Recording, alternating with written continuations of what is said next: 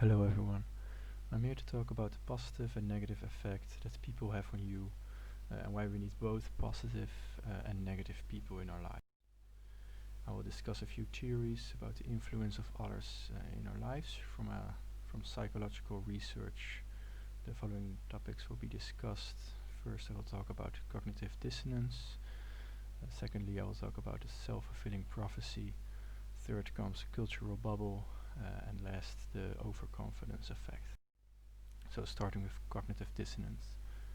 Cognitive dissonance is when you happen to experience conflicting attitudes, beliefs or behaviors, which will lead to a feeling of imbalance, a sort of mental discomfort.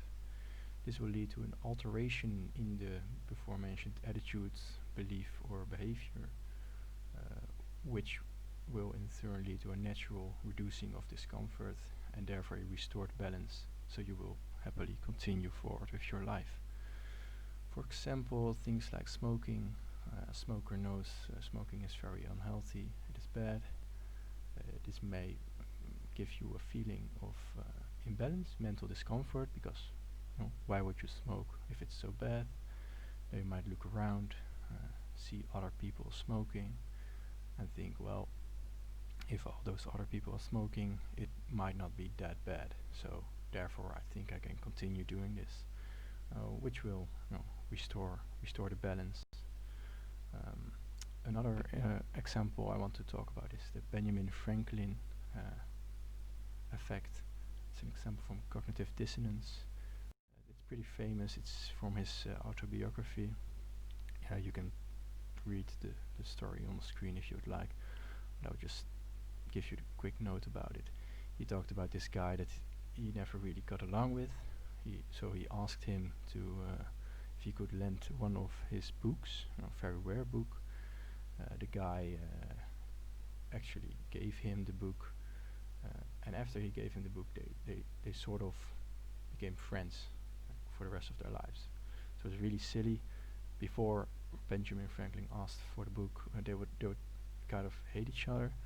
But then he asked for the book, so he actually asked him a favor, and then the other person obliged, and because he obliged, he was having a sort of cognitive dissonance moment. So why would he give Benjamin Franklin the book if he doesn't like him? So he must like him. So therefore, the wheels were set in motion that made that person start to like Benjamin Franklin. It's an example of cognitive dissonance. It's also known as the Benjamin Franklin effect, but it's so secondly, we have the self-fulfilling prophecy. This is the process through which an originally false expectation leads to its own confirmation, making the expectation become true.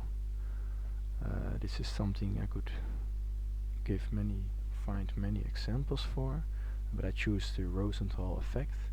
I think this is the biggest, most known example of the prophecy, and it also really shows the importance to know about this. So the Rosenthal effect states that teachers, sometimes unconsciously, also sometimes consciously, have predetermined expectations of certain students, and with these expectations they will guide that student's performance, and this of course can be both positive and negative.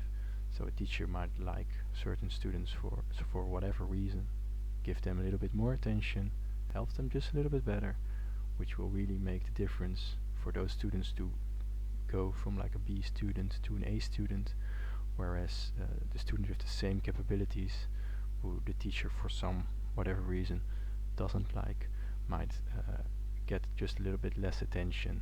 Not really, the teacher doesn't really give him a whole lot, so he might drop from a B student to a C student, which could have effects for the rest of that student's life. It can be very detrimental even.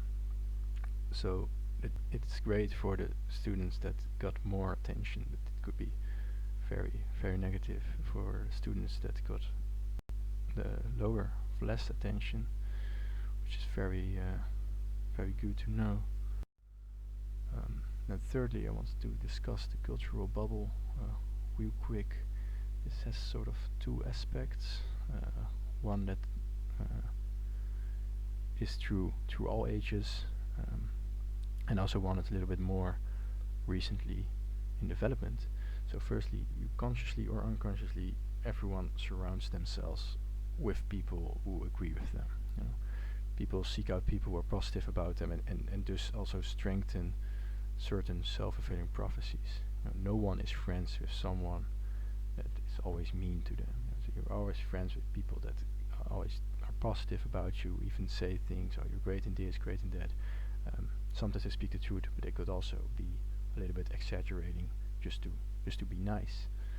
And the second thing about the cultural bubble is the bubble that you surround yourself with. I could have called it, I think, is recent developments such as social media and safe space culture, which really only accelerates this effect even more.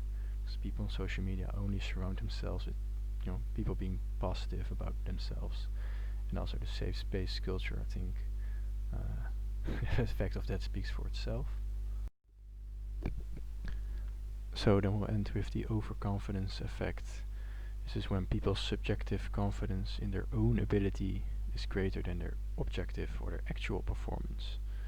And I think like this effect is one of the outcomes of the before mentioned psychological theories and effects upon which other people have influence on how the individual feels about himself. For example, for the overconfidence effect, I want to talk about the better than average effect, which is also a very widely known effect. It's that when people are asked if they think they are above average in something, it could be really anything, such like driving a car, taking a test, being funny, could be anything. If you would ask them, do you think you are better than average? Like 70 to 80% will answer with yes. Yes, they think they are better than average on that aspect, which of course could not be true. So a lot of people have overconfidence in themselves. And I think partly because of the social encouragement you receive and the influence this has on how you see yourself, people can start to overestimate themselves. They will have the overestimation effect. This can increase the risk of making mistakes and can lead to avoidable bad events such as traffic accidents, job losses, divorces, etc.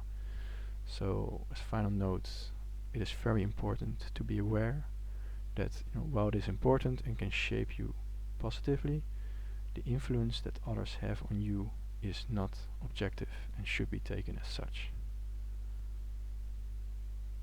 So I want to thank you for listening. Have a good day, and maybe see you in the next video.